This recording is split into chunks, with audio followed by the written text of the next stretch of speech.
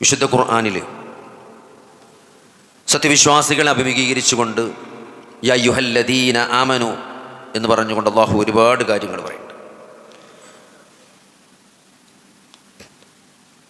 കാഫിറുകളെ ഖുൽ യാ അയ്യുഹൽ കാഫിറൂൻ, കാഫിറുകളെ അഭിസംബോധന ചെയ്തിട്ട് ഖുർആൻ സംസാരിച്ചിട്ടുണ്ട്. വിശുദ്ധ ഖുർആനിൽ ഒരു ആയത്ത് കാണാൻ പറ്റും, ഖുൽ യാ ഇബാദിയല്ലദീന അസ്റഫൂ അലാ അൻഫുസിഹിം, തങ്ങളുടെ ആത്മാക്കളോട് അതിക്രമം ചെയ്തത് എൻ്റെ അടിയാന്മാരെ എന്ന് പറഞ്ഞുകൊണ്ട് അള്ളാഹു പറയുന്നൊരു കാര്യമുണ്ട്, ലാ തഖ്നതൂ മിൻ റഹ്മത്തില്ലാ, അള്ളാഹുവിൻ്റെ കാരുണ്യത്തെപ്പറ്റി നിങ്ങൾ നിരാശപ്പെടരുത് എന്ന്. വിശുദ്ധ ഖുർആനിൽ അങ്ങനെ ഒരു 3-4 കൽപ്പന, ലാ തഖ്നതൂ മിൻ റഹ്മത്തില്ലാ, ലാ തൈഅസൂ മിൻ റൗഹില്ലാ, അല്ലേ, അള്ളാഹുവിൻ്റെ ആശ്വാസത്തെപ്പറ്റി നിങ്ങൾ നിരാശപ്പെടരുത്, അള്ളാഹുവിൻ്റെ കാരുണ്യത്തെപ്പറ്റി നിങ്ങൾ നിരാശരാകരുത്, പ്രതീക്ഷയറ്റവരാകരുത്. അപ്പോൾ പ്രതീക്ഷ കൈവിടുക എന്നുള്ളത് അത് ഇബ്ലീസ് മനുഷ്യരിൽ ചെലുത്തുന്ന ഏറ്റവും വലിയ അപകടമാണ്. അതായത് ഒരാളൊരു പ്രതീക്ഷൻ്റെ മേലാണ് ഇങ്ങനെ ജീവിച്ചുകൊണ്ടിരിക്കുന്നത്, ആ പ്രതീക്ഷ കൈവിടുക എന്ന് പറയുമ്പം അയാൾ നിരാശനാകണം, ജീവിതം മടുക്കണം. അത് വലിയ അപകടത്തിലേക്കാണ് എന്ത് ചെയ്യുക ഒരാളെ കൊണ്ടു ചാടിച്ച. കാരണം ജീവിതത്തിന് കൃത്യമായൊരു ലക്ഷ്യമുണ്ട്, ബോധമുണ്ട്, അതൊക്കെ കൈവിട്ട് എല്ലാം തകർന്നടിഞ്ഞ മാനസികാവസ്ഥയിലേക്ക് ഏതൊരാളും എന്ത് ചെയ്യും, കൂപ്പുകുത്തും. അതെത്ര വലിയ ആളാണെങ്കിലും എത്ര ചെറിയ ആളാണെങ്കിലും നിരാശ ബാധിച്ചു കഴിഞ്ഞാൽ പിന്നെ നമ്മളെ സമ്പത്തോ സൗകര്യങ്ങളോ നമ്മളെ അധികാരമോ പദവിയോ ഒന്നും പിന്നെ എന്ത് ചെയ്യില്ല, നമുക്ക് ഉപകാരപ്പെടില്ല. നമ്മൾ ഭയങ്കര ശൂന്യമായ ആത്മാവുമായിട്ട് ഒരു ഭയങ്കര സീറോ ആയിട്ട് നമുക്കൊരു എംപ്റ്റീനെസ്, ഒരു വാക്കം നമുക്ക് ഫീൽ ചെയ്യും. അതാർക്കും ഫീൽ ചെയ്യും, എത്ര വലിയ റിച്ച് ആണെങ്കിലും എത്ര വലിയ പൊസിഷനിൽ നിൽക്കുന്ന ആളാണെങ്കിലും അങ്ങനെ ഒരു അവസ്ഥ ഒരാൾക്ക് സംഭവിച്ചാൽ അയാൾ തകർന്നു പോകും. അതാണ് ഇന്ന് ആളുകൾ നേരിട്ട് കൊണ്ടിരിക്കുന്ന ഏറ്റവും വലിയ പ്രശ്നം, നിരാശയാണ്. എന്തെല്ലാം ജീവിതത്തിൻ്റെ ഭൗതികമായ മാനദണ്ഡത്തിൽ വിജയമായി കണക്കാക്കുന്ന പല കാര്യങ്ങളും, സമ്പത്താകട്ടെ, അധികാരമാകട്ടെ, സ്വാധീനമാകട്ടെ, വിദ്യാഭ്യാസമാകട്ടെ, പദവികളാകട്ടെ, ഇതൊക്കെ ഒരുപാടുണ്ടായിട്ടും ഒരു ശൂന്യത അനുഭവപ്പെടുന്നത് എന്തുകൊണ്ടാണ് സഹോദരങ്ങൾ? അത് വലിയൊരു പ്രശ്നം തന്നെയാണ്. ഒരു മനുഷ്യനെ നിരാശയിലെത്തിക്കുക എന്നുള്ളത് പിശാചിൻ്റെ വലിയൊരു വിജയമാണ്. അൽബസ ഇബ്ലീസ് എന്ന പേരനെ അങ്ങനെ നിരാശപ്പെട്ടവനാണ്. അപ്പോൾ നമ്മളെയും നിരാശപ്പെടുത്തുക എന്നുള്ളതാണ് അവൻ്റെ ലക്ഷ്യം.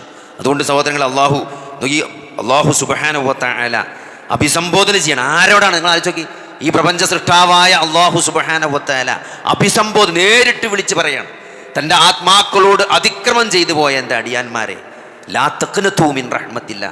അല്ലെ, പലപ്പോഴും ചില ആളുകളോടൊക്കെ സംസാരിച്ചാൽ അവരെന്താ പറയുക, ഏതായാലും ഇങ്ങനെയൊക്കെ ഇന്നെ കൊണ്ട് പറ്റൂല, അല്ലേ, ഞാനിങ്ങനെയൊക്കെയാണ്, ഇങ്ങനെയൊക്കെ കുറേ തെറ്റുകളുടെ അടുത്ത് സംഭവിച്ചു, ഞാനിപ്പോൾ നന്നായിട്ട് എന്താണ്, എന്നോട് ഇപ്പോൾ പടച്ചോൻ പൊറുക്കുമോ?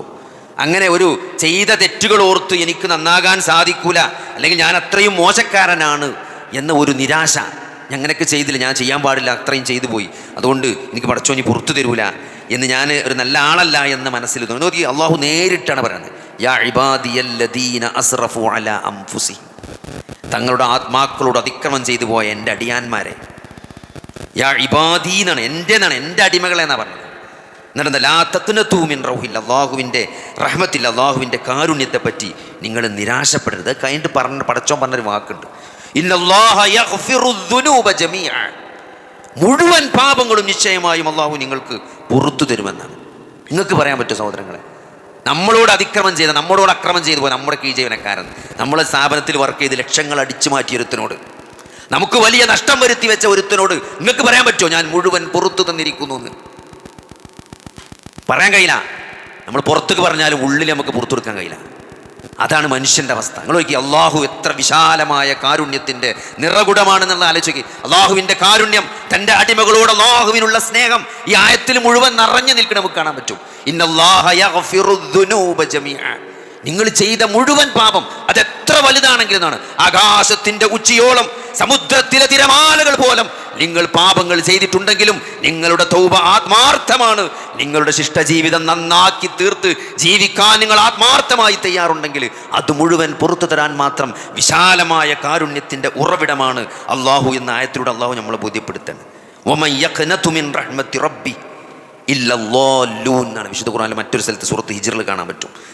തൻ്റെ രക്ഷിതാവിൻ്റെ കാരുണ്യത്തെപ്പറ്റി നിരാശരായവർ അവർ വഴിപിഴച്ചവരല്ലാതെ മറ്റാരാണെന്നാണ്.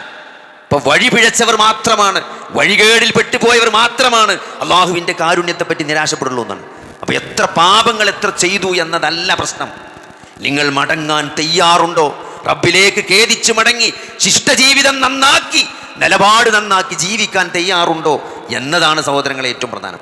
ആ നിലപാടും തിരുത്തി ജീവിതം നന്നാക്കാൻ താല്പര്യമില്ലാത്ത ലക്ഷ്യമില്ലാത്തത് കൊണ്ടാണ് നിങ്ങൾ അള്ളാഹുവിലേക്ക് മടങ്ങാത്തത്. നമ്മൾ ചെയ്തു പോയ പാപത്തെപ്പറ്റിയും കുറ്റങ്ങളെപ്പറ്റിയും വഴികേടിനെ പറ്റിയും ഓർത്ത് വിലപിച്ച് മാറാൻ തയ്യാറല്ലാത്തത് എന്തുകൊണ്ടാണ്?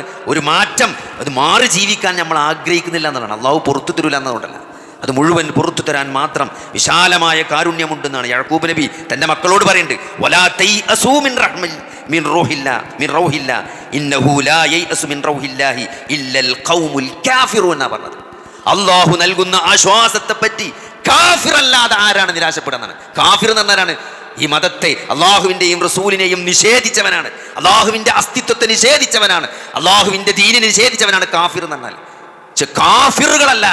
കാഫിറുകളല്ലാതെ ആരാണ് അള്ളാഹു നൽകുന്ന ആശ്വാസത്തെ പറ്റി നിരാശപ്പെടുക എന്നാ ചോദിച്ചത്. യാക്കൂബ് നബി മക്കളോട് ചോദിച്ചാണ് അല്ലേ. വലാ തൈഅസൂ മിൻ റൗഹില്ലാ, നിങ്ങൾ അള്ളാഹുവിൻ്റെ ആശ്വാസത്തെപ്പറ്റി എന്ത് ചെയ്യരുത്? നിരാശപ്പെടരുത് എന്നാണ്. നിശ്ചയമായും അള്ളാഹുവിൻ്റെ ആശ്വാസത്തെപ്പറ്റി നിരാശപ്പെടുന്നവർ കാഫിറുകൾ മാത്രമാണെന്ന്. ഇല്ലൽ ഖൗമുൽ കാഫിറൂൻ എന്നാണ്. അതുകൊണ്ട് സഹോദരങ്ങളെ, ഒരു വിശ്വാസിയുടെ കരച്ചിൽ, അവൻ്റെ മനസ്സിലുള്ള ഒരു സങ്കടം, അതൊരിക്കലും അസ്ഥാനത്തല്ല. അവൻ അള്ളാഹുവിൽ അടിയുറച്ച് വിശ്വസിക്കുന്നുണ്ടെങ്കിൽ, അള്ളാഹുവിനെ മാത്രം ആരാധിക്കുന്നുണ്ടെങ്കിൽ, അള്ളാഹുവിൽ പങ്കു ചേർക്കാതിരിക്കുന്നുണ്ടെങ്കിൽ, അള്ളാഹുവിൽ പരമേൽപ്പിച്ചിട്ടുണ്ടെങ്കിൽ സഹോദരങ്ങളെ, ആ കരച്ചിൽ ഒരിക്കലും വെറുതെയല്ല. അള്ളാഹു കാണുന്നുണ്ട് മനുഷ്യന്റെ ഓരോ സങ്കടങ്ങളും ഓരോ പ്രയാസങ്ങളും. അതേതുമാകട്ടെ, അത് ഭൗതിക ജീവിതത്തിലെ ഭൗതികമായ പ്രതിസന്ധികളാകട്ടെ, മാനസികമായ സംഘർഷങ്ങൾ, ഒരാൾക്കും അറിയാത്ത മനസ്സിന്റെ ഉള്ളിൽ ഒളിപ്പിച്ച ആത്മീയ സംഘർഷങ്ങളാകട്ടെ, ആത്മദുഃഖങ്ങളാകട്ടെ, ഏകാന്തതയിൽ അനുഭവിക്കുന്ന നീറലാകട്ടെ, ഇതെല്ലാം അറിയുന്ന ഒരു റബ്ബുണ്ട്. എൻ്റെ സ്ട്രഗിൾ, എൻ്റെ കഷ്ടപ്പാട്, എൻ്റെ ബുദ്ധിമുട്ട് എൻ്റെ റബ്ബ് അറിയുന്നുണ്ട്, ഇതെല്ലാം അള്ളാഹു കാണുന്നുണ്ട് എന്ന ഒരു ബോധം മനുഷ്യന് നൽകേണ്ട ആശ്വാസം എത്രയാണ് സഹോദരങ്ങളെ. അതാണ് ഈ ആയത്തിൽ പ്രതിഫലിക്കുന്നത്. ഓരോ പ്രവാചകന്മാരും, ഈ പ്രവാചകന്മാരുടെ മുഴുവൻ ചരിത്രങ്ങൾ നോക്കിയാൽ എന്നാൽ കഷ്ടപ്പാടിന്റെ ചരിത്രമാണ്. പ്രവാചകന്മാരുടെ ചരിത്രം പ്രതിസന്ധികൾ നിറഞ്ഞ ചരിത്രമാണ്. എന്തിനാണ് വിശുദ്ധ ഖുർആൻ ഈ ചരിത്രം മുഴുവനും മനുഷ്യനെ ഓർമ്മപ്പെടുന്നതാണ്. 950 വർഷം ദഅവത്ത് നടത്തിയിട്ട് വിരലെണ്ണാവുന്ന ആളുകളെ പോലും കിട്ടാത്ത ഒരു പ്രവാചകൻ അല്ലെ. ആലോചിക്ക്, ഒരു ബിസിനസ് നടത്തിയിട്ട് 100ഉം 200ഉം കൊല്ലം ബിസിനസ് നടത്തിയിട്ട് ഒരു കാര്യമായി ബിസിനസ് ഒരു കരക്കടിപ്പിക്കാൻ പറ്റാതെ പ്രയാസപ്പെടുന്ന ആളുകളുണ്ട്. ആലോചിക്ക്, നൂഹ് നബിന്റെ ഉദാഹരണം അതാണ്. 950 കൊല്ലം വേറൊരു പണിയില്ല, ദഅവത്ത് മാത്രം, അള്ളാഹുവിലേക്ക് ജനങ്ങളെ ക്ഷണിക്കുക എന്നുള്ള ഒരൊറ്റ പണി മാത്രമാണ് 950 കൊല്ലമായി എടുത്തുകൊണ്ടിരിക്കുന്നത്. എന്നിട്ടോ ഒരു റിസൾട്ട് ഇല്ല. ഒരു പറയാൻ പറ്റിയ ഒരു ഗ്രാഫ് ഉണ്ടാക്കാനോ ഒരു റിസൾട്ട് ഒരാൾക്ക് കാണിച്ചു കൊടുക്കാൻ പറ്റിയ ഒരു റിസൾട്ട് ഇല്ല. എന്താണ് നമ്മൾ പറയല്ലേ, എന്താണ് നമുക്ക് പബ്ലിഷ് ചെയ്യാൻ പറ്റിയ ഒരു റിസൾട്ട്, പബ്ലിഷ് ചെയ്യാൻ പറ്റിയ റിസൾട്ട് പോലും നമ്മുടെ അടുത്തില്ലാത്ത, ഒരു ഗ്രാഫ് വരച്ച് കാണിച്ചു കൊടുക്കാൻ പറ്റിയ ഒരു റിസൾട്ട് പോലും ഇല്ലാതെ 950 കൊല്ലത്തെ നിരന്തരമായ പരിശ്രമം. സഹോദരങ്ങളെ, ഉലുൽ അസ്മിന്റെ പ്രവാചകനാണ്. അള്ളാഹു നൽകിയ ദറജത്തിന് ഒരു ദഅവത്ത് നടത്തിയിട്ട് ഒരു കൗമിനെ പോലും ഉണ്ടാക്കിയെടുക്കാൻ പറ്റാത്ത, അള്ളാഹുവിന്റെ ശിക്ഷയിറങ്ങി മുഴുവൻ ജനങ്ങളെയും വിശ്വാസികളല്ലാത്ത ആളുകളെ മുഴുവൻ നശിപ്പിച്ച ഒരു മഹാപ്രളയം. ആ പ്രളയമാണ് നൂഹ് നബിന്റെ സമൂഹത്തിന് അള്ളാഹു നൽകിയത്. എന്നിട്ടോ ആ പ്രവാചകൻ അള്ളാഹു ഏറ്റവും വലിയ ദറജയാണ്. ഉലുൽ അസ്മിന്റെ അമ്പിയാക്കളുടെ കൂട്ടത്തിലാണ് മഹാനായ നൂഹ് നബി അലൈഹി സ്വലാമിനെ നമ്മൾ കൗണ്ട് ചെയ്യുന്നത്. പക്ഷേ ഒരു റിസൾട്ട് പോലും ഇല്ല. നിങ്ങൾ ആലോചിച്ച്, ഇബ്രാഹിം നബി അലൈഹി സ്വലാം, ഓരോ പ്രവാചകന്മാരുടെ ചരിത്രം, ഇതൊക്കെ ഖുർആൻ പറയുമ്പോൾ പ്രതിസന്ധികൾ നിറഞ്ഞ ചരിത്രമാണ്. യൂസുഫ് നബിന്റെ ചരിത്രം, മൂസ അലൈഹി സ്വലാമിന്റെ ചരിത്രം, മഹാനായ മുഹമ്മദ് നബി അലൈഹി സ്വലാമിന്റെ ചരിത്രം, പിറന്ന 7 കുട്ടികളിൽ 6 കുട്ടികളും പ്രായപൂർത്തിയെത്തുന്നതിന് മുമ്പ് കബറിലേക്ക് ഇറക്കി വെക്കേണ്ടി വന്ന ഒരു പ്രവാചകൻ. വാലറ്റവൻ എന്ന് കൂടെയുള്ളവർ എന്ന് ദഅവത്ത് ചെയ്യപ്പെടുന്ന ആ ആളുകൾ പരിഹസിക്കണം. വാലറ്റവൻ, 7 കുട്ടികളിൽ 6 ആൺകുട്ടികളെയും മരിച്ച് കബറിലേക്ക് ഇറക്കി വെക്കുകയും അതിന്റെ പേരിൽ വാലറ്റവൻ എന്ന ആക്ഷേപം കേൾക്കേണ്ടി വരികയും ചെയ്യുന്നൊരു പ്രവാചകൻ. ആ പ്രവാചകൻ പോലും സഹോദരങ്ങളെ ജീവിതത്തിൽ നിരാശനായിട്ടില്ല. ലാ തഹ്സൻ ഇന്നല്ലാഹ മഅനാ, പ്രവാചകരെ താങ്കൾ ദുഃഖിക്കേണ്ട, അള്ളാഹു നമ്മോട്. അബൂബക്കറെ റളിയല്ലാഹുവിനോട് പറഞ്ഞു, താങ്കൾ ദുഃഖിക്കേണ്ടതില്ല, ഇന്നല്ലാഹ മഅനാ, നിശ്ചയമായും അള്ളാഹു നമ്മുടെ കൂടെയുണ്ട്. സഹോദരങ്ങളെ, ആ കൂടെ, അള്ളാഹു കൂടെയുണ്ട് എന്ന് എല്ലാ പാപങ്ങളും അള്ളാഹുവിനോട് ചെയ്തു പോയ വീഴ്ചകൾ അള്ളാഹുവിനോട് ഏറ്റുപറഞ്ഞ് അള്ളാഹുവിലേക്ക് ഖേദിച്ച് മടങ്ങിക്കൊണ്ട് നല്ലൊരു ജീവിതത്തിന് തയ്യാറെടുക്കാൻ ആരുണ്ട് സഹോദരങ്ങളെ? അവർക്കുള്ളതാണ് ഓരോ സൂര്യാസ്തമയും. ഓരോ സൂര്യാസ്തമയും ഒരു വിശ്വാസിയെ സംബന്ധിച്ചിടത്തോളം പ്രതീക്ഷയാണ്. രാത്രിയുടെ അവസാന യാമത്തിൽ, അവസാനത്തെ 1/3 അള്ളാഹു 1ാം ആകാശത്തേക്ക് ഇറങ്ങി വരുമെന്നും തന്റെ അടിമകളുടെ പ്രാർത്ഥന അവൻ ഏറ്റെടുക്കുമെന്നും അതിന് ഉത്തരം നൽകുമെന്നും ഒരു വിശ്വാസിയെ സംബന്ധിച്ചിടത്തോളം ഓരോ രാത്രിയും പ്രതീക്ഷയാണ്. ഓരോ സൂര്യാസ്തമയും എൻ്റെ റബ്ബിലേക്ക് എൻ്റെ ഭാരങ്ങൾ ഇറക്കി വെക്കാനുള്ള പ്രതീക്ഷയാണ് ഓരോ രാത്രിയും മനുഷ്യന് നൽകുന്നത്. ഓരോ പ്രഭാതവും സഹോദരങ്ങളെ പുതിയ പ്രതീക്ഷയാണ്. എൻ്റെ പ്രാർത്ഥനയ്ക്ക് എൻ്റെ റബ്ബ് ഉത്തരം നൽകുമെന്നുള്ള, എൻ്റെ ജീവിതത്തിൽ അള്ളാഹു ഒരു തുറവി നൽകുമെന്നുള്ള പ്രതീക്ഷയുടെ ജീവനാണ് ഓരോ സൂര്യോദയവും ഒരു മനുഷ്യന് വിശ്വാസിക്ക് സമ്മാനിക്കുന്നത്. അതുകൊണ്ട് സഹോദരങ്ങളെ, മരണമെന്ന ഒന്ന് തൗബയുടെ വാതിലടക്കാത്ത കാലത്തോളം, മരണം റൂഹ് തൊണ്ടക്കുഴിയിലെത്തിയിട്ട് തൗബയുടെ വാതിൽ വാതിൽ അടയുന്നത് വരെ ഒരു വിശ്വാസി പ്രതീക്ഷയിൽ തന്നെയാണ്. അവൻ എന്തൊക്കെ ഭൗതികമായും മാനസികമായ പ്രതിസന്ധികൾ ഉണ്ടെങ്കിലും അള്ളാഹുവിൽ അചഞ്ചലമായി വിശ്വസിക്കുന്നുണ്ടെങ്കിൽ, അള്ളാഹുവിനെ മാത്രം ആരാധിക്കുന്നുണ്ടെങ്കിൽ, അള്ളാഹുവിനോട് മാത്രം പ്രാർത്ഥിക്കുന്നുണ്ടെങ്കിൽ, അള്ളാഹുവിൽ ബരമേൽപ്പിക്കാൻ അവൻ തയ്യാറുണ്ടെങ്കിൽ അവന് നിരാശക്ക് വഴിയില്ല സഹോദരങ്ങളെ. അവിടെ പ്രതീക്ഷ മാത്രമേ ഉള്ളൂ. അതുകൊണ്ട് ആ അള്ളാഹുവിനെ അറിയാനും മനസ്സിലാക്കാനും ആ അള്ളാഹുവിൽ പ്രതീക്ഷയർപ്പിച്ച് ജീവിക്കാനും അള്ളാഹു നമുക്ക് തൗഫീക്ക് നൽകുമാറാകട്ടെ. മനുഷ്യനെ സംബന്ധിച്ചിടത്തോളം നിരാശ പിടികൂടുക എന്നത്, ജീവിതത്തിലെ പ്രതീക്ഷ നഷ്ടപ്പെടുക എന്നത് വലിയ ഒരു അപകടമാണ് നമ്മുടെ ജീവിതത്തിൽ വരുത്തി വെക്കുക. ഭൗതികമായ ഏത് വിഭവങ്ങൾക്കും പരിഹരിക്കാൻ സാധിക്കാത്ത വലിയൊരു ശൂന്യതയിലാണ് മനുഷ്യൻ എത്തിപ്പെടുക. അതുകൊണ്ടാണ് വിശുദ്ധ ഖുർആൻ ഖുൽ യാ ഇബാദിയല്ലദീന അസ്റഫൂ അലാ അൻഫുസിഹിം ലാ തഖ്നതൂ മിൻ റഹ്മത്തില്ലാ, അള്ളാഹുവിൻ്റെ കാരുണ്യത്തെപ്പറ്റി നിങ്ങൾ നിരാശപ്പെടരുത് എന്ന് പറഞ്ഞുകൊണ്ട് വലിയ പ്രതീക്ഷ അക്രമം ചെയ്ത ആളുകൾ അഭിസംബോധന ചെയ്തുകൊണ്ട് അള്ളാഹു പറയുന്നൊരു കാര്യമാണ്, ഇന്നല്ലാഹ യഗ്ഫിറുദ്ദുനൂബ ജമീഅ. മനുഷ്യന് പോലും തൻ്റെ ഈ ജീവനക്കാരനോട്, തൻ്റെ സഹജീവികളോട് ചെയ്യാൻ സാധിക്കാത്ത വിശാലമായ കാരുണ്യമാണ് അള്ളാഹു സുബ്ഹാനഹു വ തആല നമുക്കവിടെ പറഞ്ഞു തരുന്നത്. 100 പേരെ കൊന്ന ആളെ ചരിത്രം നമ്മൾ പലപ്പോഴായി കേട്ടിട്ടുണ്ട് അല്ലേ? അവിടെയും ആ 100 പേരെ കൊന്ന ഒരാൾക്ക് പോലും തൗബയുണ്ട് എന്നാണ് നമ്മളെ അള്ളാഹു പഠിപ്പിക്കുന്നത്. അതുകൊണ്ട് അള്ളാഹുവിൻ്റെ കാരുണ്യത്തെക്കുറിച്ചൊരു വിശ്വാസി ഒരിക്കലും ചെയ്യാൻ പാടില്ല.